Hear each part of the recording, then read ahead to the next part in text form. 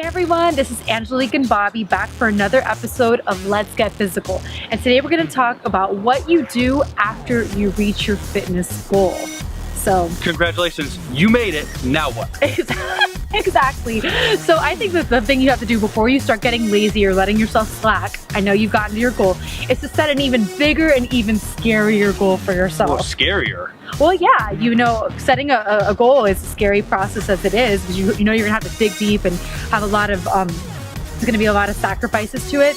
And, you know, but I think now that you've gone through that, it's time to set the bar a little higher for yourself. So if you've met your physical goal, maybe you want to sign up for a 5K, maybe you want to sign up for a mud run, maybe you want to do something that you wouldn't have done in the past because you didn't have the confidence to do it.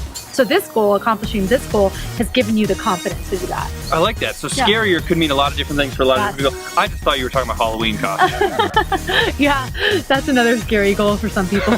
Just kidding. So maybe fitting in a sexier Halloween costume. Yeah, right? That's a scary you go. No, but let's talk goals, because one thing that I noticed, Angelique, when I got to my most cut, my most ripped, my best shape ever, even sexier than I am now, if you can believe it. Oh my God. It was pretty insane. No, but seriously, when I got to that point, it was difficult for me because it was like, well, now what? I'm where I want to be. I don't want to work out anymore. Right, it's so I'm easy to get lazy. Yeah, like I'm gonna have a burrito, and then you look up 2 months later and you've put on like another 15 pounds. You sort of miss the load or whatever. So when you get to that point, I mean, do you have to be more disciplined after you've accomplished your goal than maybe even getting there? I think it's you have to remember what you've been through to get to that.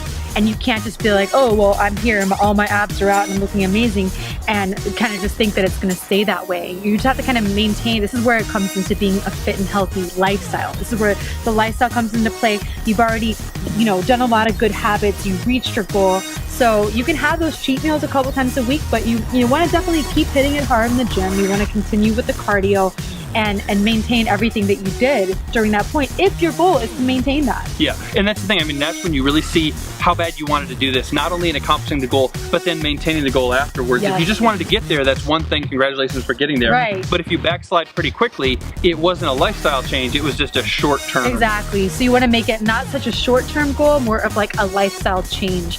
And once you reach that, you kind of have to set the bar a little higher for yourself and just keep going. Just keep going and find something else that's going to continue to motivate you. But let's talk about rewarding yourself, because you should get rewarded when you reach your goal or when you come close. If you can't reach it all the way, when you come close. Yeah. But rewarding yourself doesn't mean taking 3 weeks off. No. Maybe it means having like a fun day or going on a vacation or something like that, splurging a little. Fun. I agree. Yeah. We all need a break once in a while, but I think it also has to do with the mentality of like, I'm going to take this break.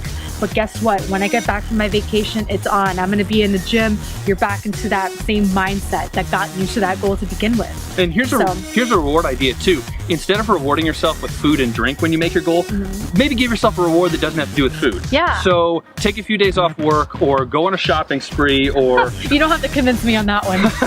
Whatever. But I mean, be lazy and watch a marathon all weekend and do nothing and sit on the couch. But do something that rewards you, whatever it is, that doesn't have to do with food, so you're not maybe backsliding as much as you would if you just decided you were going to eat every burrito in the world now that you've accomplished your goal. I know you love burritos. No, that's all. I mean, seriously, that would be my reward. Yeah, I think definitely it's like maybe go and buy yourself a new workout outfit, go get a massage, go treat yourself to something that you normally wouldn't spend money on.